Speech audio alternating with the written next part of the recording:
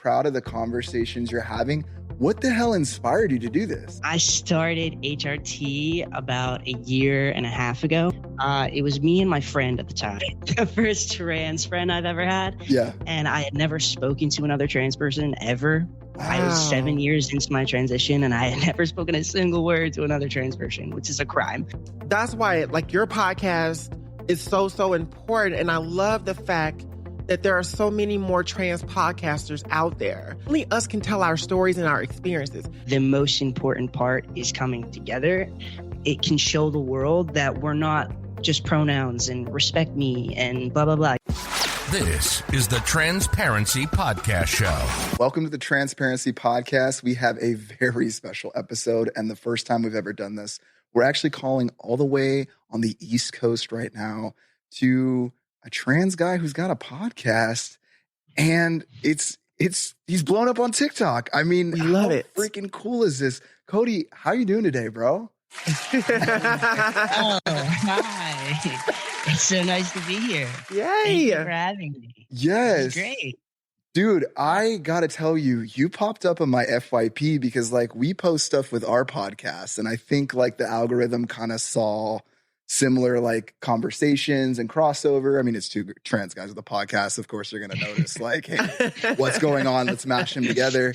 And I started to look at some of your stuff, dude. I am so proud of the conversations you're having. What the hell inspired you to do this? Well, thank you so much. I appreciate that. I started HRT about a year and a half ago, maybe. Mm-hmm. It was me and my friend at the time.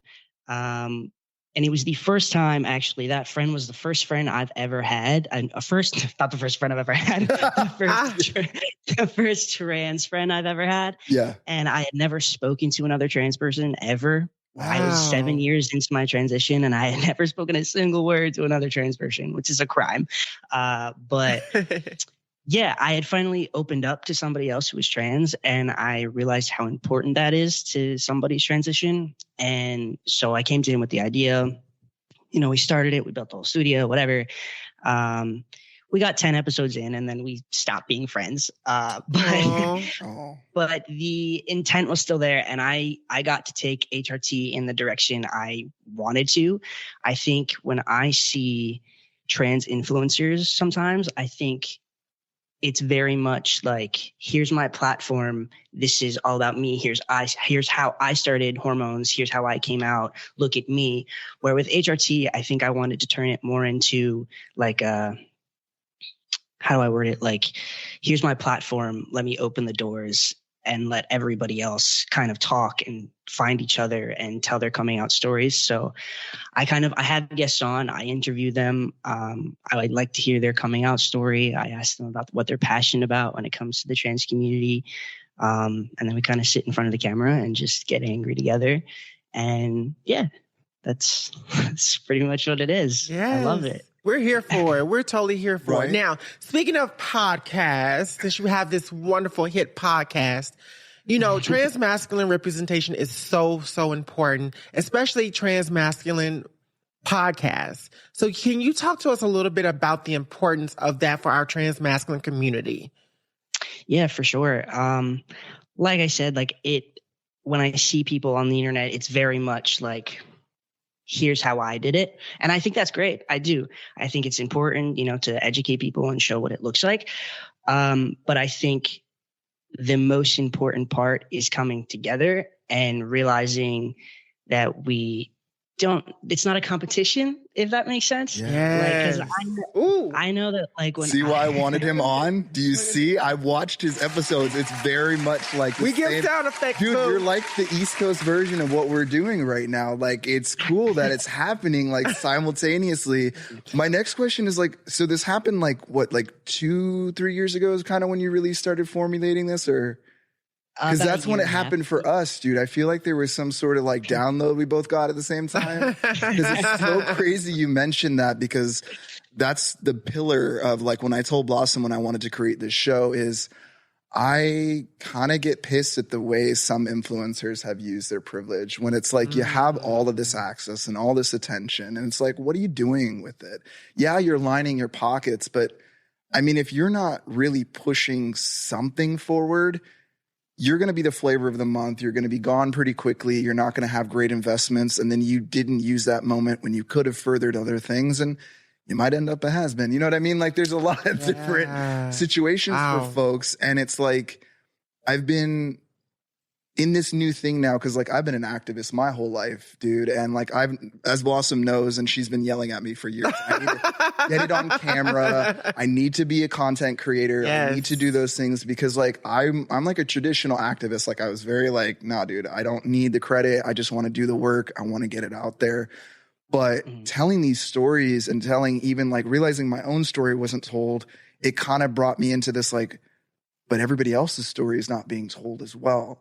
And that's why we created this show. And when I saw your show too, I'm like, dude, what you're doing in New York is like, you're uplifting folks kind of across the country because you get to do it more virtually too. Because we've got influencers here all day. So it's LA, so we can kind of scoop up a lot of trans folks. But like the way that you've done this virtual thing is kind of why I wanted to call into. First, I wanted to learn how to do it so we can do this with you. Yeah, and absolutely. Just to see like your impact. I mean, I don't know if you see it. Maybe you do as a businessman. Like that's going to go really far with being able to pull people in and have those big conversations, because it's like the way you have conversations, again, is similar to how we have it. It's like, yes, we're trans people, but we're talking about deep stuff. This isn't like pronouns 101 kind of thing, which I'm just so tired of those conversations. And again, how did you get inspired? Like, was there like an activist moment or something that like really triggered this for you? Well, I think that when I'm scrolling on TikTok and I see trans influencers, mostly trans-masc influencers, the videos that are always going viral are like, here's what happened to me on T. Here's how T changed me physically and stuff like that. And those are the things that are always going viral. And it's like, that's great. I'm glad.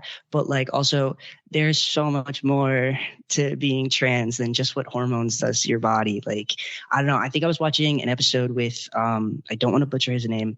It was one of yours. I think his name was Ezra. Yeah, we love Ezra. Yeah. And the conversations you guys got into is kind of what I'm getting at, where like, the deep stuff, and like when trans-masc people and trans women too can get into those conversations together, I don't know. It's just, it can show the world that we're not just pronouns and respect me and blah, blah, blah. You know what I mean? Like we are such deeper people than that. Yes, and you know what I mean? That's all. Like when you and Ezra were talking about like packing, I think was what's sticking out in my head right now. Like that's something that you don't see on TikTok. You know what I mean? I know. That's why I had that conversation, dude. I'm having the conversations everybody has in the living room. I'm like, let's put it on camera. Right. Yeah. You're right. Because nobody wants to have those conversations on TikTok. And I get that. But like, I think they need to be had because those conversations are lonely and confusing for a lot of trans guys, and nobody knows how to go about it unless they see other people talking about it. You know what I mean? So yeah, that's kind of how I feel about that.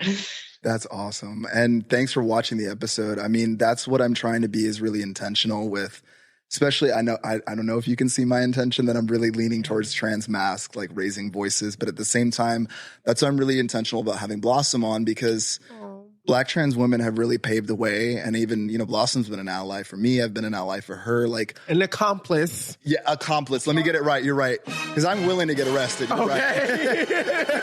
Be clear, right. We use the word accomplice over here. And that's to me, that's a higher honor, because again, our liberation is tied, and we have these conversations and these nuances about how we find middle ground in that space and like how we can support each other. And it's like, it's so cool to also see another trans-masc guy doing it and the way that you're doing it and the authenticity that allegedly you're bringing. You may be a great actor, I don't know, but I mean, the content you're putting out is truly like, it feels really similar to what we're doing. And it feels like this is the next step, I think, in community, is having these conversations. Because I've never been a me kind of guy. Like I've always been afraid of the camera. Even right now, me doing all this stuff only really happened in the last 3 years. Yeah.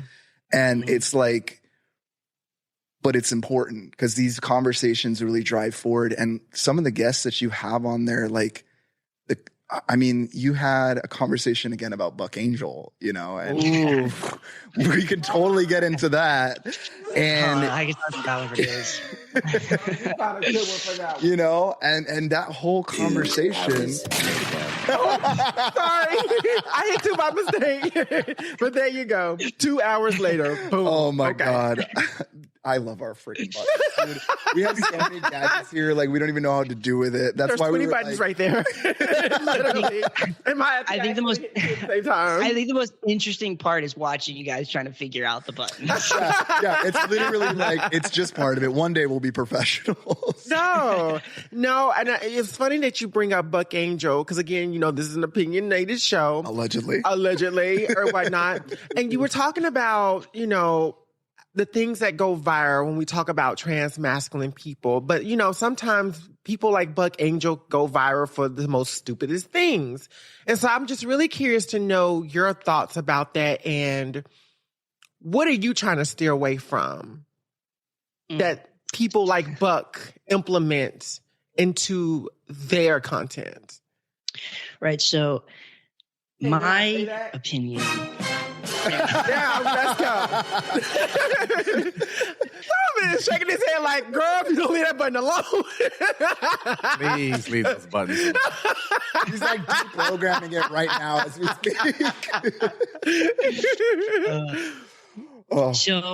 So my opinion about Buck is the same as Caitlyn Jenner, Blair White, you know, the three of them, they all go hand in hand. They all kind of do the same thing to the trans community. And to me, I think it is all about craving cis male validation. Ooh. Yeah. I think we've all done it. I've craved cis male validation. I'm sure you guys have some point in your life. Everybody does it. Even cis men do it. But as a trans person, I think we unlearn how to do that because we start living for ourselves and we don't care what the fuck people think. But people like Buck and Blair and Caitlyn Jenner, I always say that Caitlyn Jenner is somebody who wants to be the only trans person that exists. And I think that goes for Buck as well, where it's like, I don't know, I think they want like their Republican bros, their Republican friends to be like, you know, trans people are mentally ill and they're weird and they're broken toys. But, you know, that Buck Angel, he's fine, I guess. He's okay. And to me, it's like, that's incredibly spineless because it's like, what, you're doing all of that just so people who hate you a little bit less? Like at the end of the day, they're still not going to choose you. They're still going to think that you don't deserve rights. Like, and I don't know, talking about like what you got going on downstairs and stuff is to people who make fun of you. Like it's just spineless, I guess. That's a really, really great word. And that's a great point because I feel like that base tries to cater to people that truly they know they don't give a fuck about them, but they get the numbers and they get that content. And because they're YouTubers, they make their money off of being intentionally problematic as fuck. And I really do hate that those particular type of people, because I actually have a history with all three of them. To be quite honest with you. But I hate that they get the spotlight in a way that really tries to demean the trans community. But also, let's be very clear. The trans community is also not suffering greatly just because of them. They don't have that much power. And as someone... that's the problem is at one point, at certain point, like Caitlyn Jenner was put up there, right? Yeah. And you know, Blair may have because I didn't know her before that whole Jubilee thing. And then afterwards, I was like, who the hell is this person? Yeah. And I don't know even Buck, like I saw Buck back in the day and Buck, like for a lot of trans guys, and I'm sure this is for you, Cody, like, I don't know if you saw Buck, like maybe like 15, 20 years ago when he was like, I'm a man with a pussy. You know, and he was like, he had a different kind of and he gained fame off of that. He was the caricature in the adult entertainment world. Yeah, but he was like proud of it in this way that like felt liberating. And now it's turned into this weird right-wing talking piece that, I mean, they disrespect him to his face and he just sits there and just takes it. Meanwhile, he attacks his community. And another thing, what do you feel about these content creators that they're really attacking something I've noticed is a lot of AFAB young folks when they're creating their content? I think as a 30-year-old adult or as a 6, I don't know how old Buck is, but as so, like he's very old. You're putting that on your computer and sitting there for 8 hours editing that. Like that's you're bullying like a 16-year-old. Mm-hmm. No, have you seen his, I don't know what he was doing. I think it was an interview with somebody, and he was like, I walk around wearing a costume every day. That's what being trans is. It's a costume. I wear a costume. I'm pretending to be a man every day. And it's like, wow. What? Like, if that's what you think trans is, how in God's name are you walking around like letting people say he, him, and use your preferred name? Like, does that mean I shouldn't? Does that mean you're even trans if you think it's a costume? Because I can tell you right now, being trans is not a costume. Like, it's not. That's how you want to make your money, sure, but whatever. Yeah, and I noticed that a lot of these trans conservatives, they love to dehumanize themselves to get attention. Yeah, and I think it's one of the most despicable things to actually do. And what they do with people like detransitioners is they find a way to propagandize them by putting them on this pedestal that, it's not cool to be trans. This is what happens when you're tired of being trans. And that's not really the case or whatnot. I am a firm believer, yes, detransitioners do need the research and they do need that attention or whatnot to figure out like why somebody would not want to be transitioning, because there's different levels when we talk about detransitioning. Because I know for a fact, for me, when I was transitioning, I wasn't safe at home to transition with my family. So I would actually leave the house dressed one way and come home dressed another way. And so some of us I'm from Mississippi, so some of us at home had to detransition for jobs, had to detransition for housing. Like there are so many different things, mainly because of safety. But people like Buck and Blair in particular or whatever, they try to profit off of something that they really can't profit off of. All I see is hurt, pain when they look at other non-binary people like you and I, who, although we may not have a bigger platform than them, we make a bigger impact with voices and with people coming over to us. So that's why like your podcast is so important. And I love the fact that there are so many more trans podcasters out there. Or whatnot, because only us can tell our stories and our experiences. And you're right. I understand about the whole trans 101 thing and whatnot. I also want us all to remember too, there are some trans people that benefit off of teaching that trans 101, and that's how they get viewership. It's not for us, but we also need to make room for them as well too. And I think all of us being able to coexist in these different ways is really, really important. And I just really love the fact that 2 transmasculine people are sitting in front of me behind the mic, being able to have these impactful conversations. What would you like to see your podcast go to next? What do you think your level up would look like? Ooh. It's a deep one, wasn't it? We're deep over at the Transparency Podcast Show. No, I love it. I absolutely love it. I mean, I'm constantly trying to find more and more guests from different walks of life. And I think I want to keep doing that no matter where it goes. I got big dreams. I want HRT to go very, very far. I want to be the podcast or the person that every trans person goes to when they want to tell their coming out story. That's what I want to be.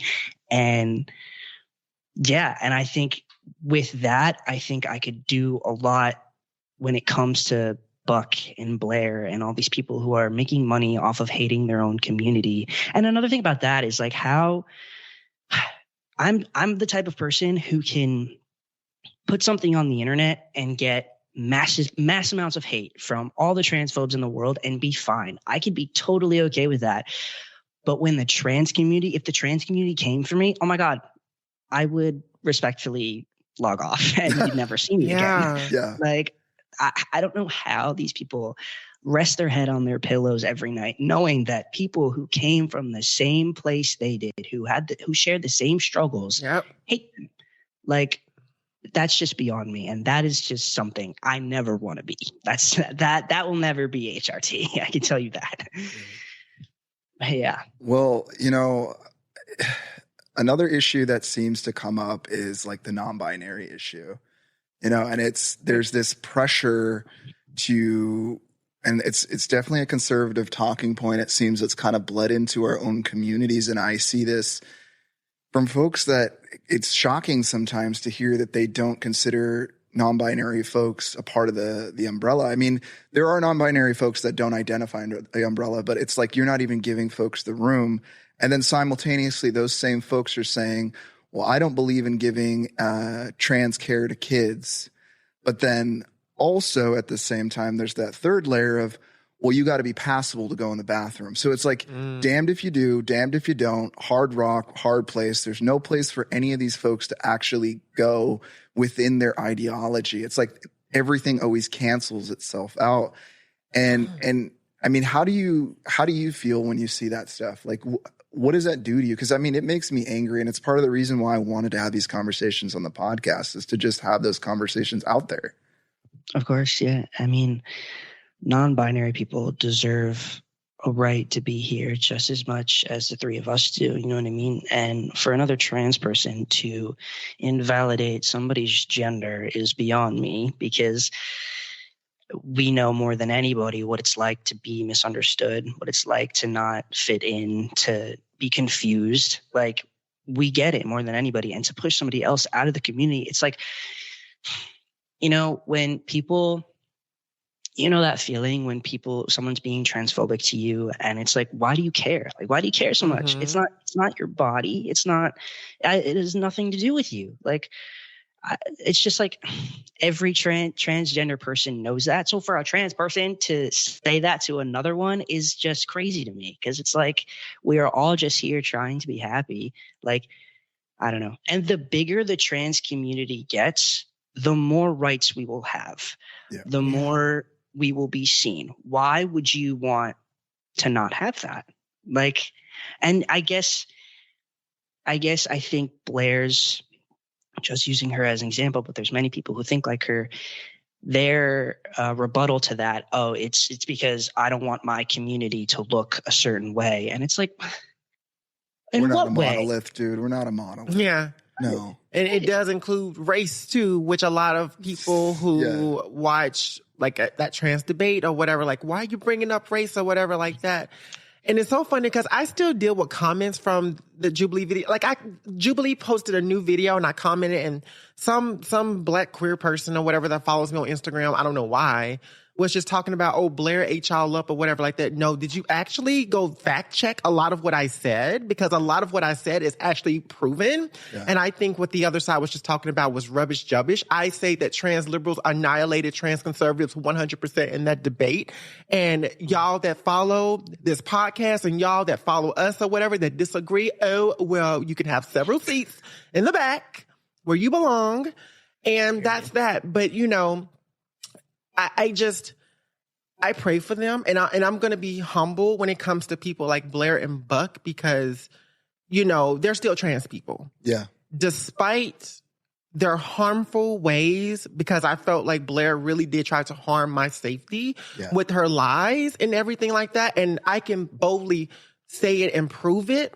But as a trans person, I still have to give grace and space, because ultimately, everybody that's not trans or whatever, they see us as some type of caricature. Yeah. Mm-hmm. And I hate to admit it. It's just that when we peel back the layers in our community, we have conservative, we have liberal, we have black, we have Latino, all of the things or whatever like that. And so, you know, when I look at somebody like Blair White, who dismisses half of her heritage, I'm like, okay, girl, you have a lot of deeper rooted things going on. And I really do hope that you seek the healing that you need for your life and your well-being. And it's the same with Buck or whatever like that. You know, to a certain degree, I had empathy for Buck, but I just hate the fact that they're both natural liars. And that's just my opinion. That's my experience. And so it is what it is or whatever. But I just really wish that we would come to a place where we'll be able to make that impact together. And I think the way we do it is by having these conversations that you, I, and Cody are having right now. Because if we're going to build it right, we got to get comfortable with the uncomfortable. Yeah. I mean, to that point, you know, with everything that's happened with Next Benedict, I mean, if you take a look back at that episode a couple months ago, what was I talking about? I was talking about how the ideology that she was spewing did not consider folks like me because it was only focused on trans women. It was not looking at AFAB folks. Yeah. And look at what happened to Next. And there's a part of me that feels like, you know, I don't know how Buck and Blair sleep at night knowing that that's the rhetoric they're putting, especially with the content, with children that they're attacking while allegedly saying they're protecting the children at the same time. And at this same time, with everything that happened with Next, I haven't seen a post from either one of them after the death. I mean, that's got to be some hard shoes for them to walk in at this point, because the thing that we've been screaming that I said in that debate is like, you're going to get people killed. Now someone's been killed. Yeah. How do you feel about that, Cody? Because like this Next Benedict thing, it's rocked me, dude. It's rocked me. This episode is brought to you by Kitcaster. Kitcaster books you on top podcasts. How do funded startup founders attract prospects and talent? Podcast interviews. How do entrepreneurs with exits find new deals? Podcast interviews. How do C-suite execs differentiate in crowded markets? Podcast interviews. Kitcaster books you on top podcasts. Click the link in the show notes for a special offer. Celebrate good conversation.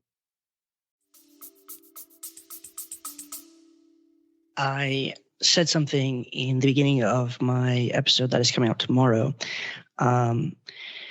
You're right. It is people like Blair and Buck putting out this message into the world that it's okay to poke fun at trans people, trans kids. And it's all fun and games until somebody's actually murdered for it. And you're who people like us are looking at now. Like, how do you feel now? Like, your show about protecting the kids. Are you happy? Are you happy now? Like, that's how I feel about it. I don't know. Yeah. Because you're setting this example for children. When you're putting content out into the world, you are setting an example. Why are you putting anything out to the world that could harm people, children? Like, yeah. Just like Chaya from Libs of TikTok, I feel like emboldened those three girls in Oklahoma. I mean, I can even see, you know, Blair and Buck's connection to this situation. I can see all of these folks with blood on their hands, and you know, the thing that they are not saying, they're not looking at the actual effects of the rhetoric. They're just spewing this rhetoric because, I mean, I don't know if it's capitalistically convenient because the algorithm does unfortunately reward controversy, and it's like something that we have to deal with. And Blair has she's made a platform off of being controversial. But the thing is, though, and this is just my view again, her controversy can kill. And that's what we really need to talk about. Because from what I went through because of her as a Black person, yeah, I was like, Cody, seriously, the stuff that Blossom showed me in her DMs, I mean, that's why I got angry about it. I was afraid she was going to get attacked because these are conservatives. Blair, it's domestic terrorism, and we need to call it what it is in the trans community. Anti-Blackness, it's domestic terrorism in the trans community. And you have people like Blair and Buck that benefit off of it.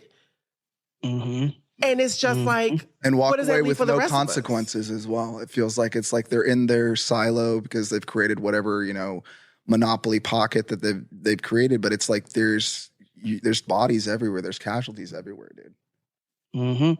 And Blossom, I've read some of the things that I've read some of your hate comments under that Jubilee video, and it's absolutely horrific. And you know that she read those and didn't do anything about it. Like, the fact that she let another trans woman get treated like that is beyond me. It makes me so mad. Like, for what it's worth, though, like, I did a whole reaction video actually to that whole Jubilee video on my Patreon with my friend Nathan. the whole time we were, getting mad with you at Blair Thank you. And Shane, every time you spoke, we were like, who's this Shane guy? Like, I gotta get him on my That's why Blossom told me to get on camera, dude. Yeah. Like, I've been doing this for I got him 15 on. I was like, years. Shane, come on. And she's like, you need to be a content creator. Stop doing the activism so much. You can do both. Like, yeah. And I think I manifested it in some way because, and I have a whole Discord server with, a bunch of trans people that I push very much because I think community is so important. And when that Jubilee video came out, I want to let you know that the trans people with their heads screwed on right, who have a good head on their shoulders, we're with you. You know what I mean? Thank I think you. In those moments, I'm gonna cry. That means so much to me. The silent majority, I'm not gonna lie, did kind of hurt us a little bit, but we had to learn that the silent majority was behind us because we saw a lot of hate comments. We might even do an episode and read them all. Well, that's in the works, but it definitely, it was kind of shocking to see that much hate. And, to talk about what you mentioned about Blair just kind of letting that happen to another trans woman. Here's one thing that I know that, yes, we've talked about Buck and Blair, but if I saw in the comments here on the Transparency podcast, and I want to make that very clear, I would not want my following to go attack Blair. If I saw that happening, I would have said, hey guys, chill out. And the fact that there's just no responsibility with such a platform like that just is dangerous, I feel, Mm-hmm. And also Jubilee's fault too. Yeah, we're going to do a whole episode on that. Trust. I got some scoop coming in. I actually have some folks from some other episodes so we can talk about the editing style and how that worked because we did some research on Jubilee and there's a lot of, investors that we weren't aware of. And even the way the questions were slided, it wasn't presented to us as the way that it was. Like it was supposed to be a middle ground thing when really it was Jersey Shore on crack. It felt like, Well, Cody, I think that brings us to the wrap of the episode. Dude, I just want to give you your flowers and just say thank you. From doing this on the East Coast, getting the tea and the scoop from community and the way that you do and uplifting folks is really important. I think us doing it in tandem together and even partnering like this, first of all, super cool because I'm not about trans guys competing. So I fucking love that we're working together and supporting each other. Because as you heard on the Ezra episode and other episodes, I'm sure I'm going to have more trans guys on talking about this. How can we follow you? How can we support you? How can my, people send some love to you? Yeah, for sure. You can follow me at HRT Podcast or the HRT Podcast on TikTok and Instagram. You follow my personals. It's Cody Logan, Cody with 2 L's, Logan with 2 N's. You can join my Discord server. It's in all of my links and all my social media. It's just a bunch of trans people just hanging out and having a good time. I think it's super important. And yeah, that's pretty much where you can find me. Blossom, do you have anything you want to add? I have nothing else to add. I just want to say thank you so much for being transparent. Thank you so much for standing in solidarity with myself and with Shane, because we need to actually hear it from people. I will say, after all of this happened, the people who were really for us, they start showing up, and it made my heart just so full. And today you have made my heart so full. And I just want to say thank you, thank you, thank you. I'm always standing in solidarity with you, and thank you for standing in solidarity with us. Thank you. I mean, you guys are doing it too. Don't give me all the credit. You guys are doing the important thing. 100%. It's one of those things, dude. I think we both got a brain message from the universe at the same time. We're on the same wavelength. Yeah, it was we're here. Someone was like, handle it. It's time to have the conversation with the trans community. And you got the East Coast, I got the West Coast. So, maybe we can make this national and really make an impact. Dude, this has been a great episode. This is the Transparency Podcast. My name is Shane Ivan Nash. I'm with my co-host and partner. Blossom C. Brown right here. Blossom C. Brown. Blossom, you want to do the high five? Yes. You got to always have a high five in there. Make sure to follow Cody on the Transparency Podcast. Links will be in below at the HRT Podcast. And Cody, dude, do you have any last statements or are you good? Thank you so much. I feel like we got it, right? Yeah, this was awesome. We did it. And thanks for the technical issues as well. This is our first time doing it. And your podcast inspired me to want to do some Zoom stuff. So thanks, bro. I love the conversation and I look forward to seeing your content keep growing. Yeah, hopefully we'll have you in studio soon, sometime. That would be great. Yeah, I love that. Have a wonderful day, man. See you soon. And everyone have a wonderful, wonderful day. More episodes every Tuesday. Let's do it.